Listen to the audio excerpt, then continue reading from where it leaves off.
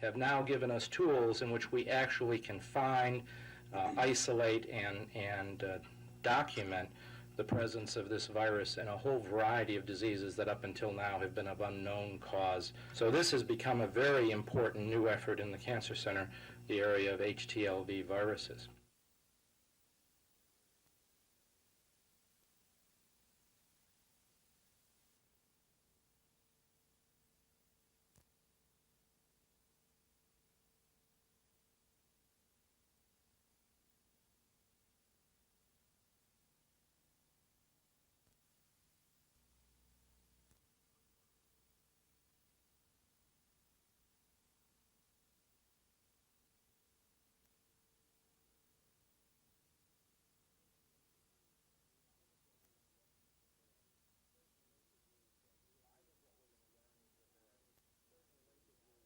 I think what we're going to learn is that there are certain linkages that we'll be able to understand and reverse and will resolve one form of cancer, and that it will take separate kinds of observations to resolve others. And it may relate to how they're caused, or what tissue they've originated from, or other factors that we have not delineated yet.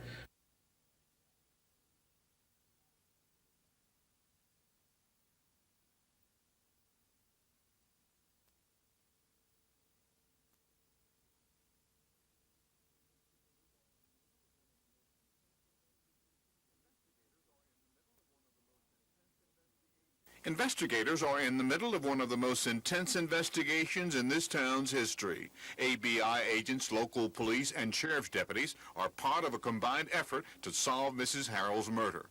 News reports say her body was discovered here at her home by her son.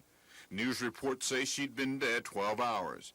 It's known that many residents of this town of 1,000 are frightened by the beating death of the dance teacher and businesswoman.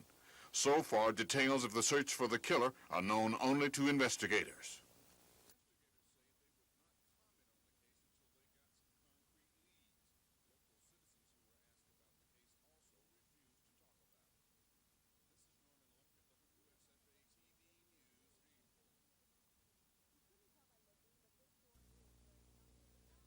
You couldn't tell by looking, but this store in rural Perry County is a classroom, and the students are all children of parents protesting the consolidation of schools in Perry County. Parents say the boycott, now entering its fourth week, is picking up strength. That's mainly because they say they were tricked by the County Board of Education. One leader of the boycott, Maggie England, says the board agreed to send 4 high school teachers to East Perry School if parents allowed their children to return to classes. But she says they were double-crossed. The only thing that they did do that they said they was going to do was to feed them. And then we found out Friday they didn't even enroll our children in school. And then turned around and told them all if they don't go to West Side on Monday, they all would be arrested. Ms. England says the 200 children will stay out of public schools and in makeshift ones like this until State Superintendent Dr. Wayne Teague comes to Perry County. The board have said that the state of Alabama got their hands tied, and the state superintendent said that it's a local matter. Somebody's lying. But she says not even Teague can convince them to bus their kids to a school up to 40 miles away. Education officials say so far Dr. Teague has no plans to try to iron things out. Terry Stanton, WSFA TV News, Perry County.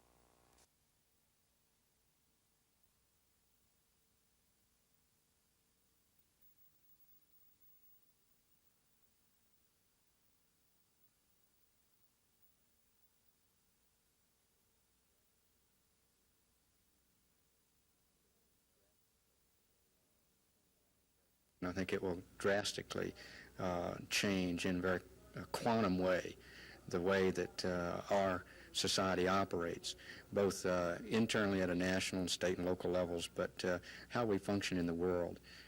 We've been world leaders, and I think this is a groundswell on how to improve relationships at the international level and to make, again, this win-win situation a reality.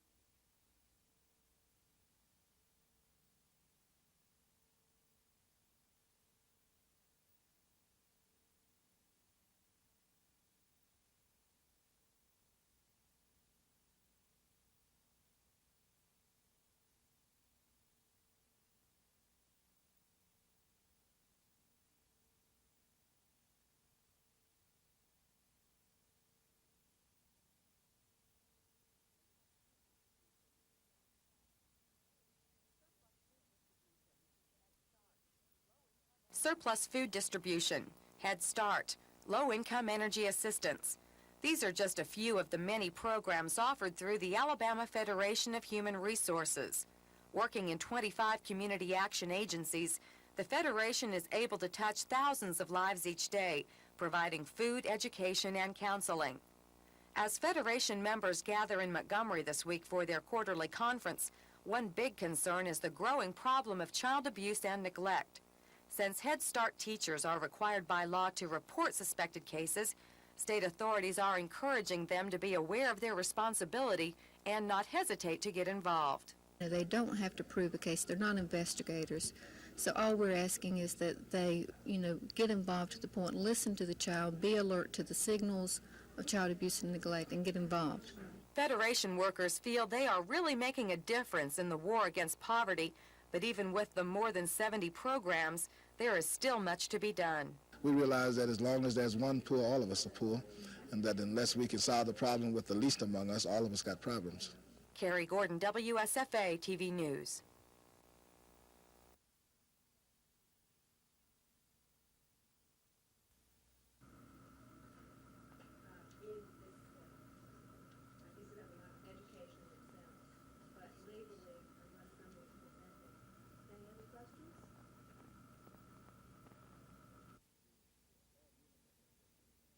However, we are really making a difference when you can look at 10, 15, 20 persons we get employed, say this month, get them off the welfare, get them into tax supporting people. That really is a success of the problem because of our money issue. So we'll have some people looking at what we need to do as far as thanking the legislature for what they've done, as well as the Congress. We've worked real hard. We have.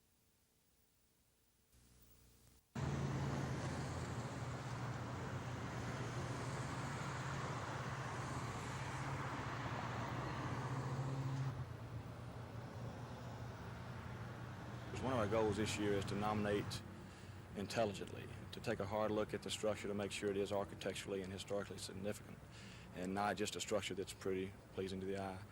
But after our trip this afternoon, we'll have a better perspective of what we want to do, and at our next meeting, be prepared to come up with a synopsis of our view of Frank's report and the record.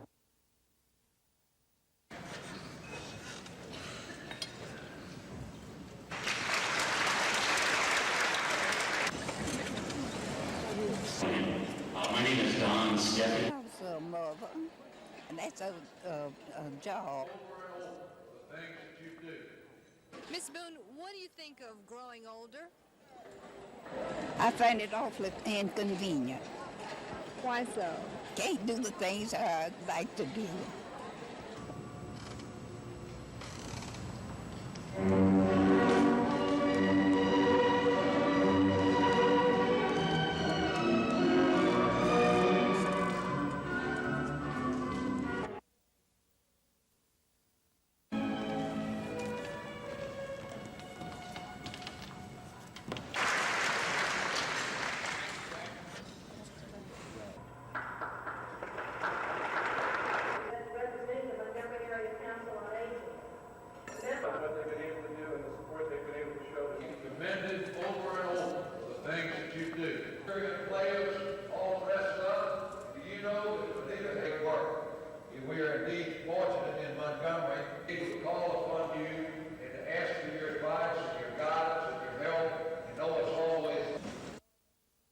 Forces on hand.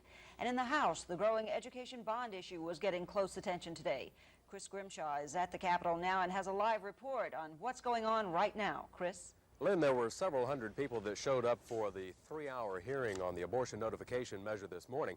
There was about an hour's delay as the committee found itself a member short of a quorum. That lasted about an hour. In all, there were 4 members who didn't show up for any of the hearing. There was a fairly broad spectrum of arguments from both sides of the issue, which would require a doctor to notify a girl's parents of that girl's intent to have an abortion. But there were also opportunities for both sides to express their opinions. The pro-lifers say that the girls are often immature and unable to understand the complexity of the decisions, and that it's a right of the parents to know what's happening to their children. But the pro-choice advocates say that a person has a right to decide what's happening to their body, and they say that the apprehension of young girls to tell their parents of her pregnancy could drive them to back-alley abortion clinics or even to self-induced abortion. Now, while one side contends that this is simply a pro-family measure, the other contends it's a subtle run around the 1973 U.S. Supreme Court ruling that allows abortions. The one side contends that it is not an anti-abortion bill. The committee did change the measure to strike out a requirement that the people vote on this before the bill takes effect. And that's expected to fuel a filibuster before the bill reaches the Senate floor. And there are only 3 legislative days left, and the opponents in the House and Senate may be able to tie things up that long if they attempt to do so. Meanwhile, the governor's education bond issue is up for debate in the House at this particular hour. A conference committee at the governor's request has upped the bond issue to $325 million. Now, that's $15 million more than the Senate version and $50 million more than the governor originally offered.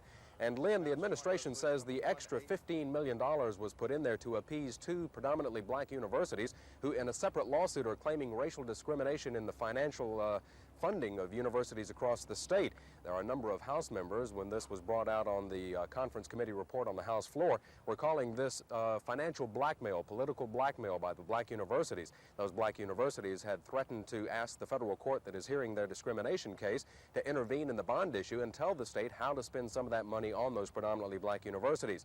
Now, while there is some opposition on the House floor to that particular issue, there doesn't seem to be a great deal of issue or controversy, and it appears that it will pass the House shortly. The Senate has already gone home, so it will be tomorrow before the Senate can address this issue, which could land on the governor's desk tomorrow. Thank you, Chris.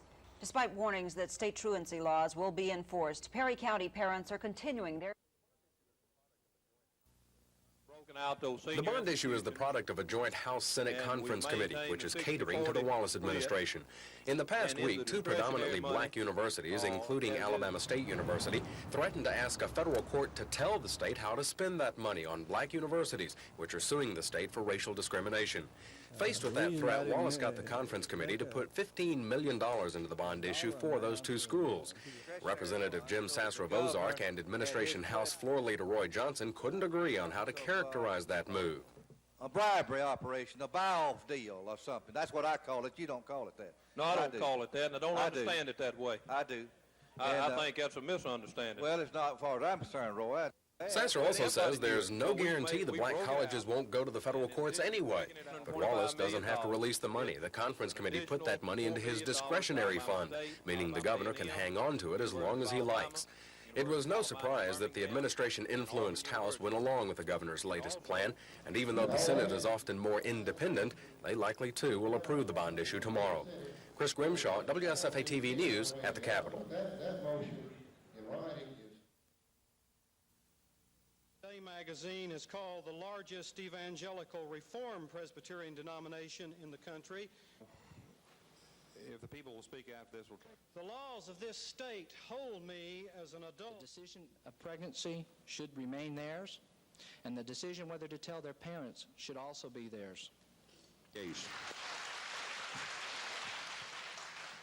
Bill, so I'd like to ask the witnesses that's coming hereafter, let's try to address our comments and our feelings toward this bill rather than The Greenville Tigers are the top 5A high school football team in the state. Therefore, they obviously present quite a challenge to each and every opponent on their schedule, whether that opponent happens to be a 5A or perhaps even a 6A school. For example, this past Friday night, Greenville ran its season record to 3-0 with an impressive 34-0 win over 6A foe Carroll High School out of Ozark. 6A opponents don't seem to intimidate you, do you? No, not at all. They can't put but 11 on the field just like we do. You're not playing over your head, certainly, when you play a 6A school. Well, you know, our kids feel like they can play. They got confidence in themselves. Still, Ozark, you know, I'm not taking anything away from them. They got a great team. It was a big win for us. In that Ozark contest, senior running back Johnny Powell rushed for 115 yards and 2 touchdowns. That plus a stingy Tiger defense was the difference, as Greenville solidified its hold on the #1 spot. It's a big step up, right, to be #1. But yet it's still, we have to improve a lot each week to maintain that rank. So for their efforts against Carroll High School this past Friday night, The Greenville Tigers are our high school football team of the week. How you see it? He's the middle linebacker. Good now. Okay, good here. All right. We did have a labeling charge brought about us, and we just revocation, please signify by raising your hand. The license has been revoked. a matter of fact, the word from the DA was that we were being used politically, and we were being used. And the state board members owned stores received letters of reprimand, and ours did not see restraints. I can understand it, but let me tell you why the city is doing it. I mean the police, not the council. No, let me understand why the council is doing it. Yes, sir. The council is doing it because there's some serious... Ourselves to the route through the legislative act that permitted people to vote on what the city of Leeds versus the town of Moody. That question. It will have to go to the Justice Department under pre-clearance before it is finally in effect to see that it does not change the racial balance of the voting patterns of the city of Montgomery, which it cannot because, again, I reiterate, there's nobody that lives on it. There will be people that are presently in the city moving that way. It will have to go to the Justice Department if and when it is acted on favorably by this council. But under the law...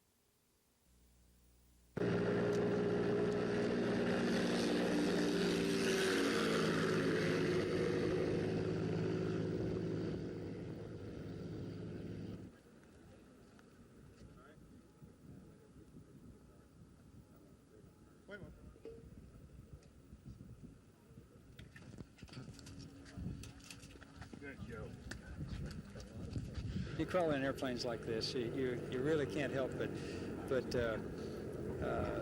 try and imagine and realize what the people that were flying these airplanes, what was going through their mind, and the things that they were thinking. And it's a real experience to get to do that.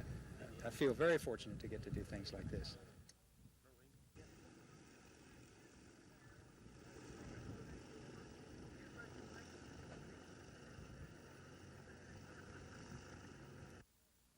Spirit took over, and the merchants began to realize that the advertising on that would pay them. That we were sent up to repair, we found that that satellite was not in the expected attitude at all.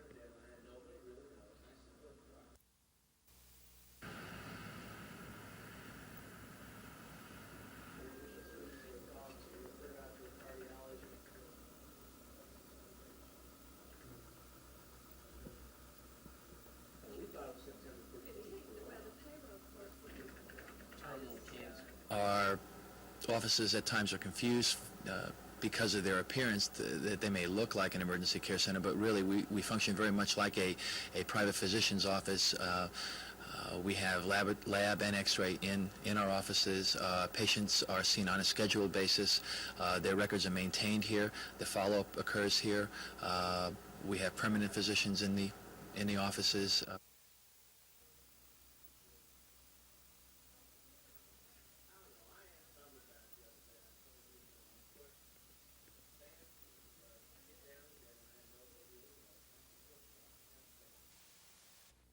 upset.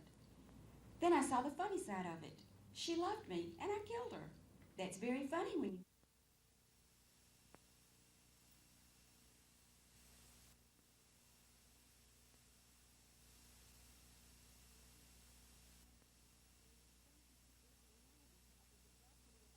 Censorship is the limiting of the diversity of ideas for the express purpose of enhancing a particular viewpoint.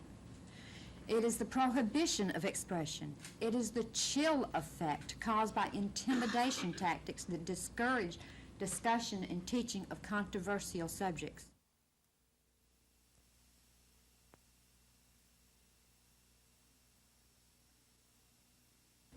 I am genuinely opposed to censorship.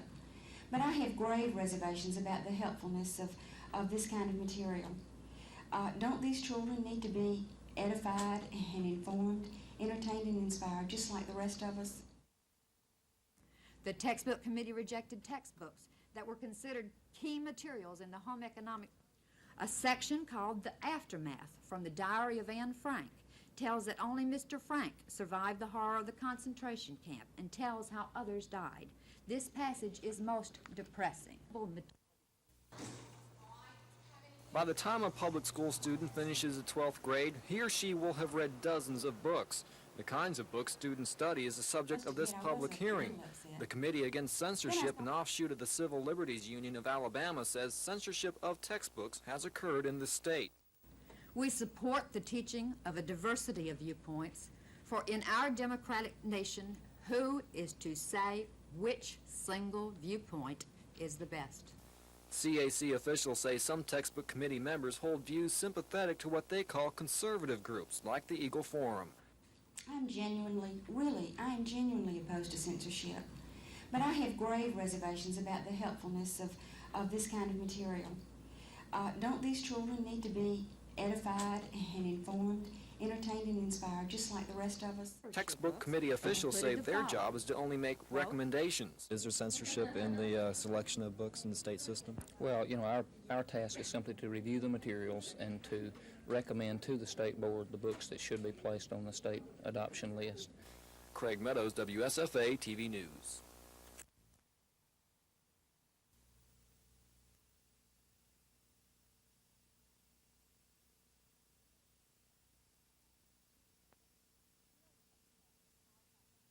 It is the chill effect caused by intimidation tactics that discourage discussion and teaching of controversial subjects. Censorship is the tool of tyrants, of dictators, and of totalitarian regimes. It is not the American way.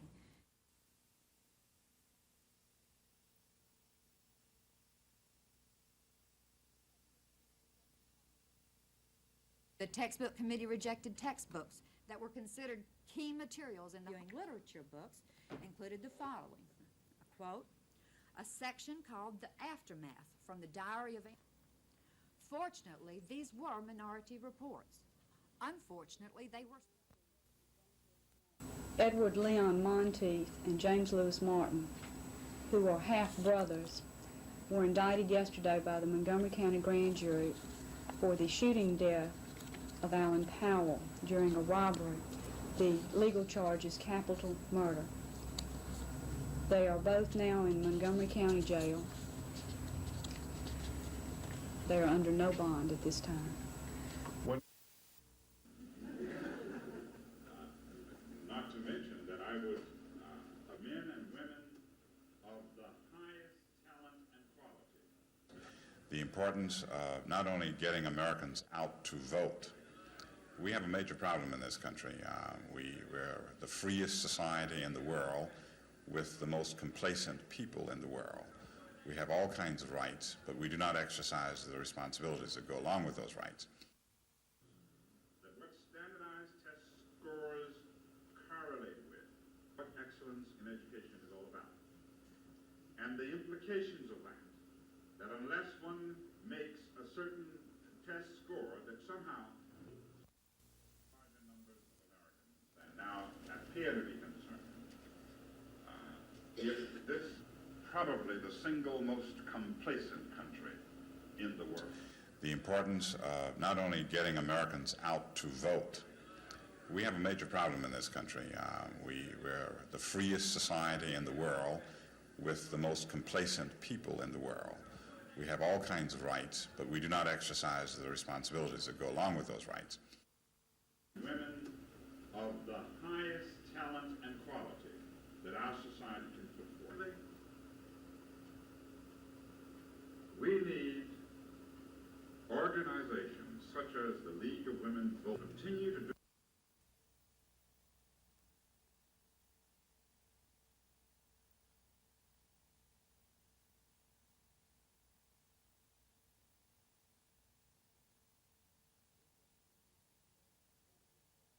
We first began using this drug about a year ago when it was first released, and have been very pleased with the fact that it seems to reduce the pain of the heart attack itself. It seems to have favorable effects on the electrocardiogram. It is extremely well tolerated by the patients in whom it is given, and based on results in a large Swedish trial, it seems to reduce the mortality of heart attack victims by some 36%.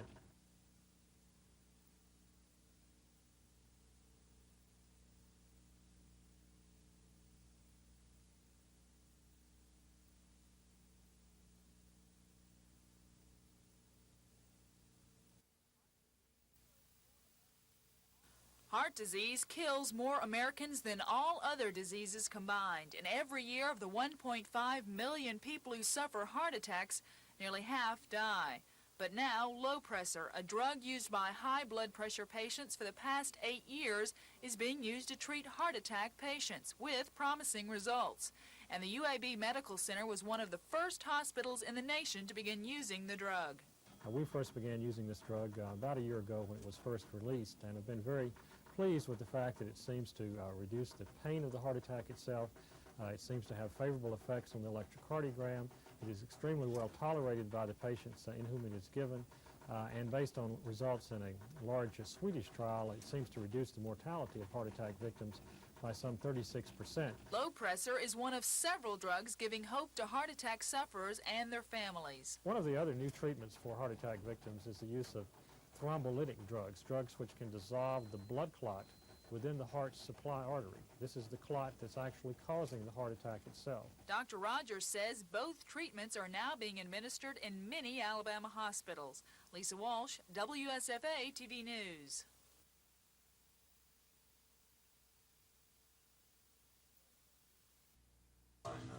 Some of the letters that we received for our committee. And they are good. I hate for everybody not to have. Or else the next day, but.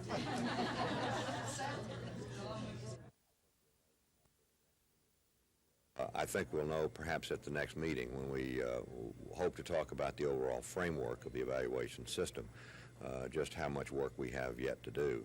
I'm still not at all convinced that we can't meet the deadline, but as I've said before, I'm more concerned with turning out a valid instrument and a good evaluation system than I am meeting a deadline. Regional with maybe the State Department people. As we can, or yet, we've seen several where there were major problems, and in the case of any other state, I think that gives us an opportunity. And the provisions of the act itself, that's going to be kind of a base data line. Whatever we decide, either next meeting or then, is But we didn't have enough. forward yet. We've seen several where there were major problems. I think we'll know perhaps at the next meeting when we hope to talk about the overall framework of the evaluation system, just how much work we have yet to do. I'm still not at all convinced that we can't meet the deadline, but as I've said before, I'm more concerned with turning out a valid instrument and a good evaluation system than I am meeting a deadline. Something on a regional with maybe the State Department people there too. Between, I don't have anything to suggest, but if anybody has an idea of, between those two things of how to, short of calling a meeting of 692 or relying solely on the person that can be identified today for public information purposes is Jeff C. Mims, Jr. He was former director of the Alabama Alcoholic Beverage Control Board and served from January 1983 through September of 1983. The grand jury issued indictments against Mr. Mims for 2 separate offenses of forgery of public records and also an additional offense of extortion in the 2nd degree. All of those offenses are Class C felonies that carry a minimum of 1 year in the penitentiary or a maximum of 10 years if convicted. The bond on those 3 offenses were set as $5,000 per offense.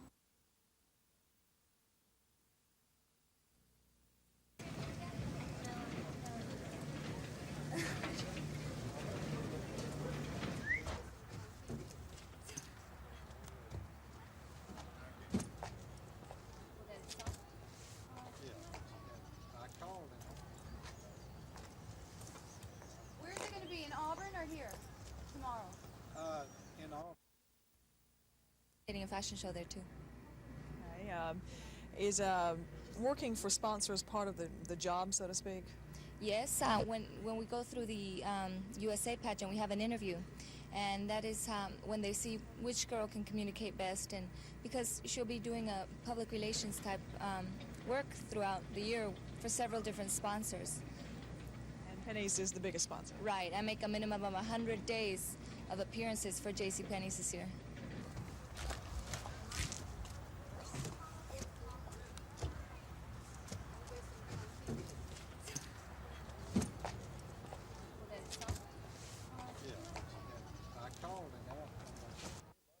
To take up that bond issue today, but as reporter Chris Grimshaw is standing by live at the Capitol to tell us, technical problems have played into the hands of opponents of that measure. Chris, explain. Bob, there were only a handful of 6 to 8 senators who were opposed to that bond issue measure. Not really enough senators to make much of an impact with 3 full legislative days left. But when the administration found some technical errors in the bill, it helped kill most of the day for the opponents. The technical problems in the bill center on the formula used to distribute the money not fitting into the total amount of money available. But the solutions were never presented because the Senate adjourned as the handful of senators threatened to start a late afternoon filibuster. The conservative group says it can't support a bond issue $25 million larger than the administration itself earlier said could be affordable. And that group is also upset over what they call the blackmail provision, in which Wallace has promised to give 2 predominantly black colleges $15 million to keep them from taking the entire bond issue to federal court. The confusion over the bond issue may also spell doom for the abortion notification measure. It's tentatively scheduled to be debated in the Senate tomorrow, but it may be blocked by the likely filibuster on the bond issue. Bob, there were a number of non-controversial measures addressed by the Senate today in the lull over those 2 major controversial issues, but the House was tied up on a real controversial issue.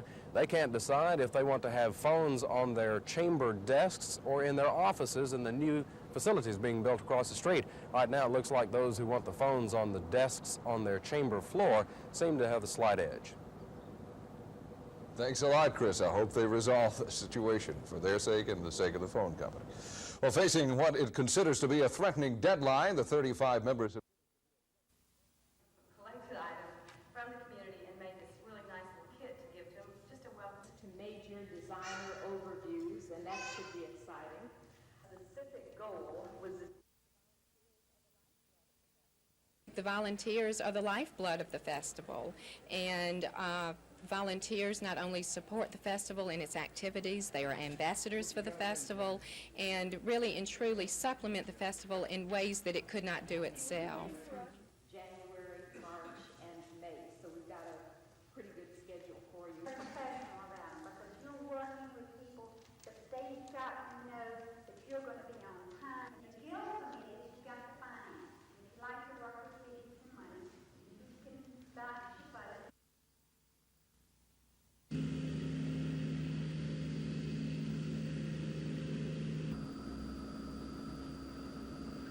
I'd like to thank you. I appreciate you continuing to honor her in this way, and I would say that I pledge to you that I shall do my duty to you in honesty and with conviction. With God's help and guidance, and with wise counsel to call upon, I shall make you a good governor.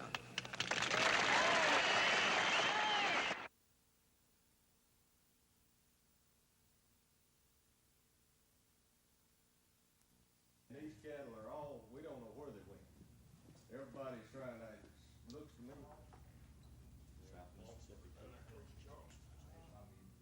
South Mississippi. I don't know how much good.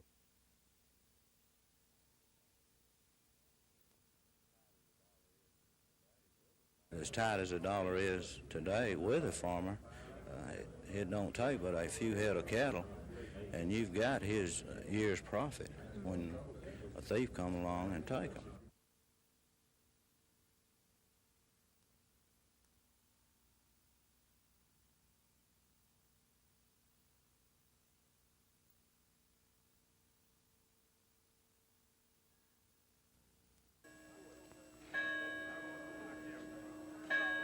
Where there's faith, there's hope.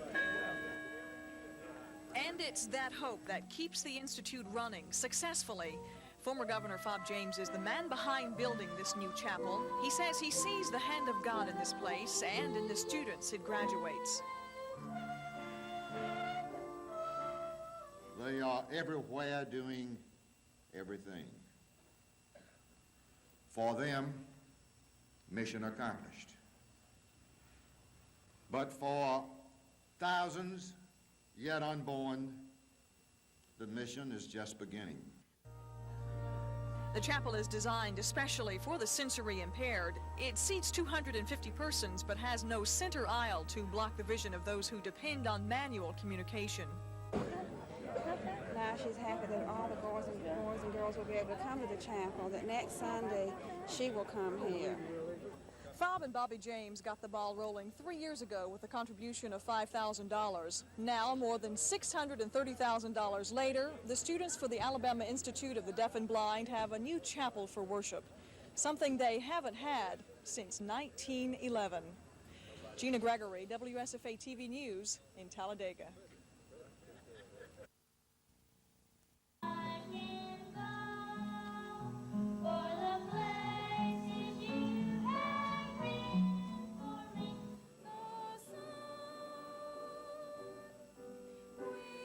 The chapel burned down years and years ago, and for decades they have used a classroom to hold their services on Sunday and throughout the week. So in my judgment, this chapel fills a tremendous need on a wonderful campus.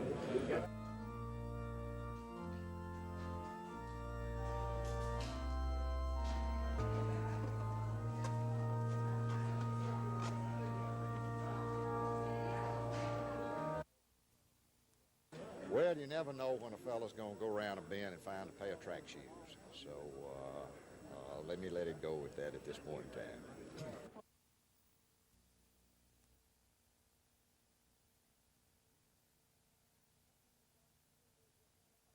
Well, Governor, I think a lot of people would just want to come right out and ask you, when are you going to announce? Well, Gina, that's a very blunt question, and I've always admired folks that ask straight questions and straight talk. And maybe I've learned over the years to get around it better. To get around it a little bit, but as I said to the gentleman on my left, I always like track, like to run, and who knows when I'm gonna find a pair of track shoes. Now, we've had a lot going on in Montgomery, as you were well aware of. The education bond issue, parent notification bill on abortion. What do you think is in store for the legislature with some of these bills? So much money going for education and so much. The bedrooms at James and Shirley Hudson's house are empty now. There's nothing left but memories and $1 or $2 to remind them of the 7 foster children who used to live here. We love kids. We want to continue doing this, but I cannot place my family's future in jeopardy. The Hudsons aren't alone. There are about 2,200 foster homes statewide caring for 3,400 children. The Department of Pensions and Security, already facing financial problems, says the company that carried their liability insurance canceled, and the department can't afford other companies' policies. And the only one that could be located would have less coverage and about 3 times the cost. The Hudsons returned custody of the kids back to the state, but DPS officials say they aren't worried that all parents will take the same action.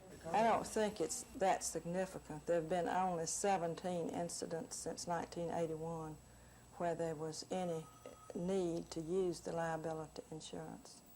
And prior to that time, foster parents came to the department and we tried to make adjustments.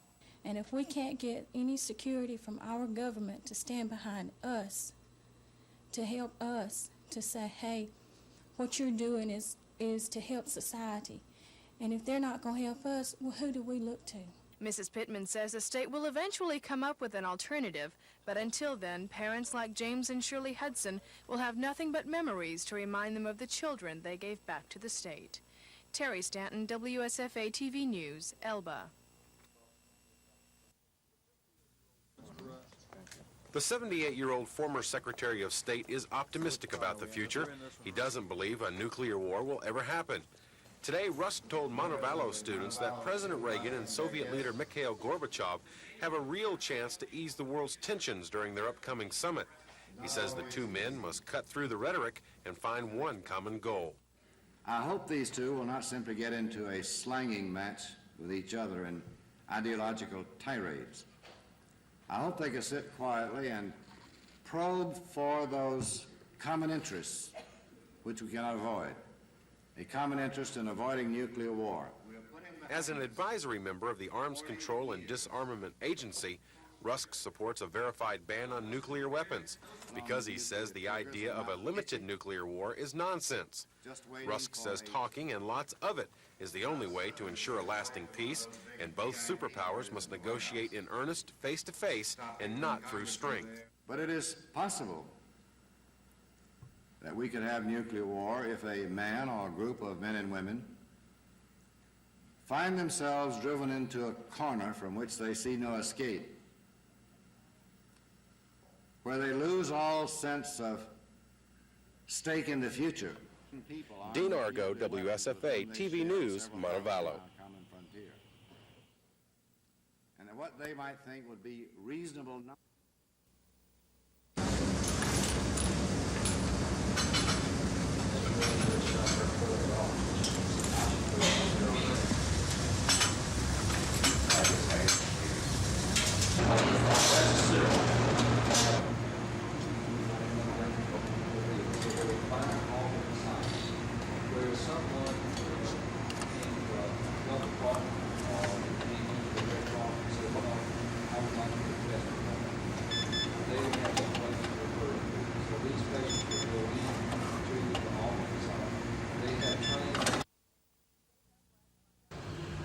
The State Health Lab in Montgomery is one of 4 in the state which since May has tested for acquired immune deficiency syndrome. The lab receives blood samples taken from patients at 5 collection centers. Of the 308 samples tested, 74 were positive. The only thing we can tell you at this point from this test is that sometime in the past, whether it may be recent or some other indeterminate time, that they've been exposed to the virus. Whether they'll come down symptomatic with AIDS, we don't know. In Alabama, 26 people are currently suffering from the disease and 14 have died. Although Holston cautions that only a high-risk group is being tested and the figures may be distorted, he says doctors are alarmed at the number of confirmed cases. That's about a 24% positive rate. We are very concerned about this and very surprised. This vial contains AIDS-associated virus and is needed to detect the AIDS antibody in people. It alone costs $2,000 and can only be used to test 100 people. Dr. Holston says the process for testing people is very expensive and more money is needed. The whole point of why we're doing is to protect the public and the blood supply that may be in jeopardy, that if we can't test. And these people who do not have an alternate site to go to will either have to go to a private lab or will go to the blood banks. Lisa Walsh, WSFA TV News. The economy. Also, the cultural gifts in dollars of $770,000. Some of you haven't quite gotten that far. As of today. These are just different slots. You and the prospects that you're calling on. And I don't really know why any of the rest of us got up here to talk. You have just heard the brains of the campaign. It's going to be very effective. We've got a lot to be excited about. And right now, Actually, we have closed the Prattville Mill more in the last year than we have in its history. And it's essentially this high dollar value that you read about so much. This dollar value has hurt many U.S. manufacturing industries, particularly the paper industry. Of our present machines and the introduction of a new product on one of them. What kind of? Our investments so that we can place them in the right place, and we intend to have the lowest cost in the industry, and as a result of that, we think we'll... employees for them? Probably none. It would probably help us to produce more wood.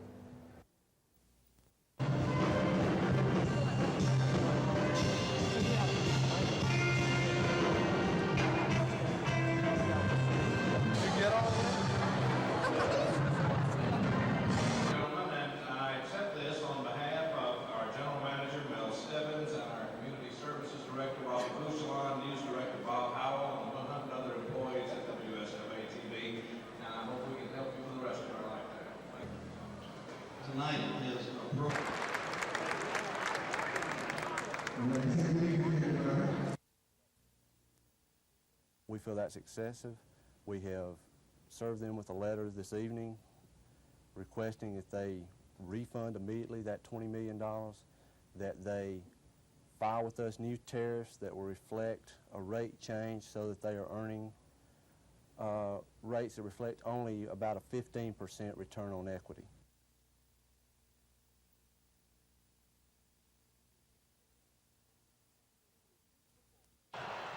To the astute football fan, it should come as no real surprise that Alabama quarterback Mike Shula plays football and excels in the sport. After all, it's in his blood. You see, his father is Don Shula, head coach of the NFL's Miami Dolphins, truly one of the great coaches in National Football League history. Like most offspring of famous people, Mike sometimes feels the need to escape his father's shadow. However, he also looks at the positive side of his situation. As far as working for my own name, yeah, I'd like to, be known as Mike Shula, quarterback at Alabama, instead of Mike Don Shula's son, whatever. But, I realize the chances of that aren't that great, and I don't mind that at all because I've been blessed with my family background, not just because my dad's last name, but because of my dad and who he is as a father and what he's meant to me as a father. Of course, Mike got an early introduction to the sport of football, hanging around his father at pro football practice fields. And there are many good memories.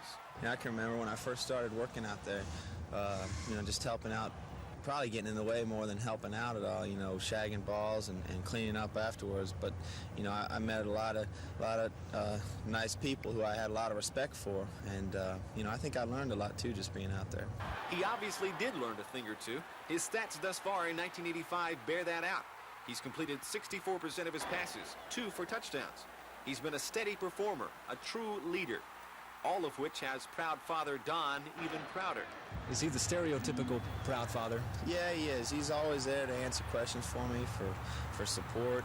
He helps me out, look at things and break things down and see what really happened, as well as being a supportive father.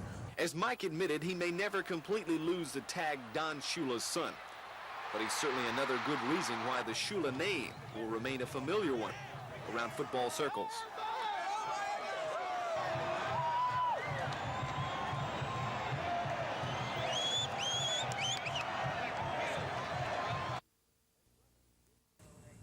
As brothers, J.D. and Chad Wiswall have many things in common. One of the most prevalent is their mutual love for water skiing, particularly ski jumping.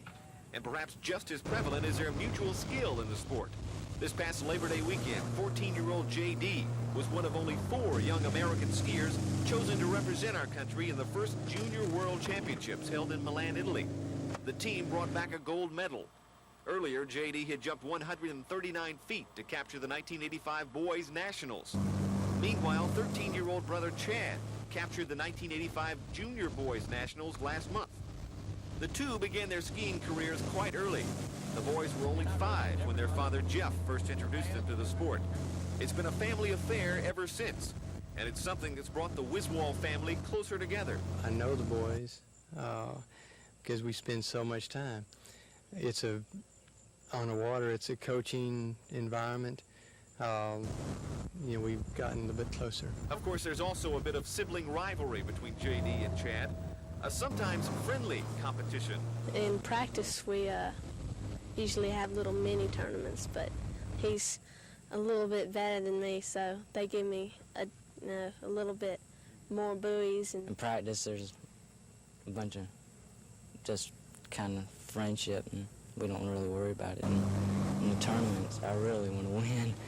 The two brothers certainly have the potential to one day become superstars in the sport of water skiing, but thoughts of greatness and stardom certainly haven't gone to their heads just yet. The two of you spend a lot of time talking about skiing when you're away from skiing? Sometimes we talk about skiing, we talk about soccer and track, and a lot of talk about girls, especially. Oh well, as they say, boys will be boys.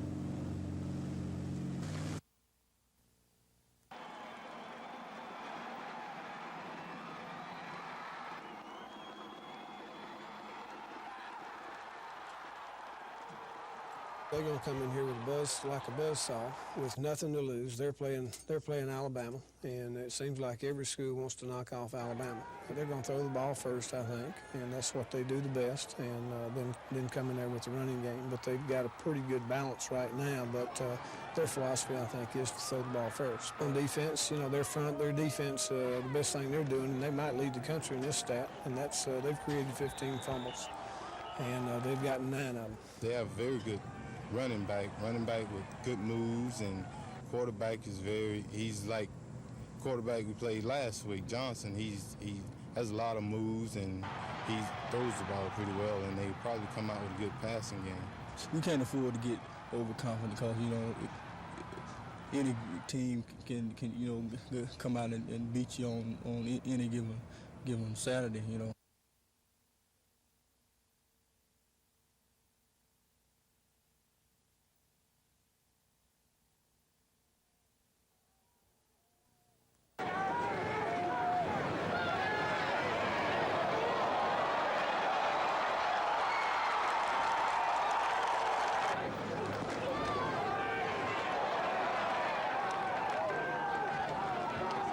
They've got that momentum now. They're 3-0. Any team that's 3-0 has that momentum on their side, right? Definitely.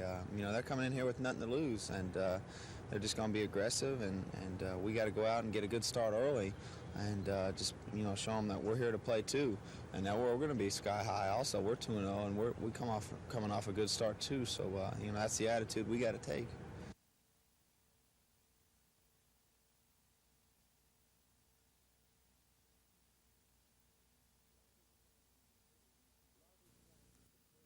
A lot of people trying to compare you to a Cornelius Bennett, but that's really not fair, is it? Well, in some aspects, yes. In some aspects, no. And in one aspect, it's not, because I haven't had the experience that Cornelius has had. But in another aspect, at this point, I think I have pretty much the same talents as Cornelius had when he came here. And I just don't want people to expect too much from me too fast.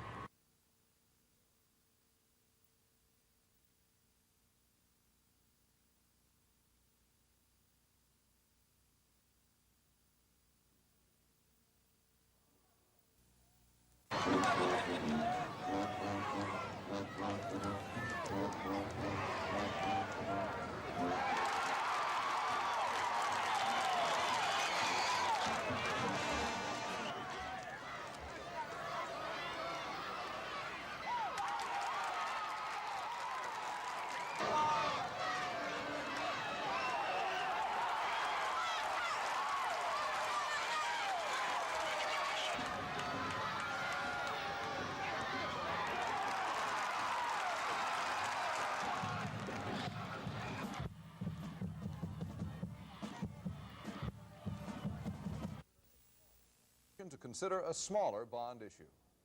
Bob, that small minority of Republican and very conservative senators were able to upset the $325 million bond issue that was being proposed by Governor Wallace. There are two reasons. One, they say it's far more than the state can afford, and second, they say that there is a blackmail provision in that bill that would allow the Wallace administration to include $15 million each for two predominantly black universities who had threatened to take the bond issue to federal court. Those two schools claim that they are being discriminated against in state funding practices. With only 2 days left in the session, including today, the possibility of a filibuster by those conservative senators was enough to force the administration to agree to reduce the bond issue down to $310 million. Now, part of the reduction would see those two predominantly black universities get just less than $12 million each.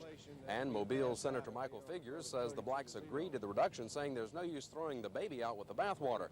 He also says there is some negotiations going on that might help make up the $3 million loss somewhere else, but he says there is nothing definite yet. While the Senate appears to have solved its differences, the compromise will also have to be considered by the House. And Bob, about 15 minutes ago, the House began considering the compromised $310 million bond issue that is offered by the conference committee. Now, if the Wallace administration can exercise the influence that it has in the past over the House will go along with that, as they did the $325 million bond issue. But it will be a matter of time before we can find that out. While the bickering has been going on over this bond issue, the parental notification measure has been put on a back burner, but the Senate has already set the scene for a possible all-night filibuster, saying that they'll try and give time for both sides of that issue to air their arguments. Bob? Thanks a lot. Chris Grimshaw live at the state capitol. Former Secretary of State Dean Rusk has some definite ideas about to black universities. Chris Grimshaw reports the bond issue is venturing into dangerous territory. Lynn, conservative senators this afternoon succeeded in pressuring the Wallace administration into dropping its $325 million bond issue down to $310 million. But in the process of paring the bond issue down, the Wallace administration promise of $15 million to each of two black universities in Alabama had to be cut down to $11.7 million each. When the latest version of that bond issue hit the House floor, the 19 black House members rebelled. And Montgomery's Representative Alvin Holmes says the attorneys for those two predominantly black colleges will now go ahead with their threat to try and stop the bond issue in federal court. We're going to file a motion requesting further relief, alleging that the state of Alabama, notwithstanding the litigation that is presently before the court, continues to discriminate against Alabama State and Alabama A&M University based solely on race in the allegation of financial resources. Representative Alvin Holmes, who says that the litigation will be filed sometime next week, says they'll also ask the courts to give them $50 million to each school in order to make up for those past injustices. Now, the Wallace administration had to juggle the lesser of several evils in this issue, knowing on the one hand that the schools would go to federal court if they could not get their money, and on the other hand knowing that a $325 million bond issue could prove to be too expensive to the state's bond issue or to the state's budgets. Now, Lynn, the issue is not over yet. The bond issue has to go back to the Senate one more time, and there the 5 black Senate members have some decisions to make. They have to decide whether or not they want to filibuster all day tomorrow and kill the bond issue and hope for a better shot at a bond issue next year for the predominantly black universities, or whether to take the $11.7 million and hope that the federal courts will force the state to make up the difference. The Senate will be convened again tomorrow morning at 10 o'clock. Lynn? Thank you, Chris. Customers of South Central Bell Telephone may be receiving a refund, at least if the Public Service Commission has its way.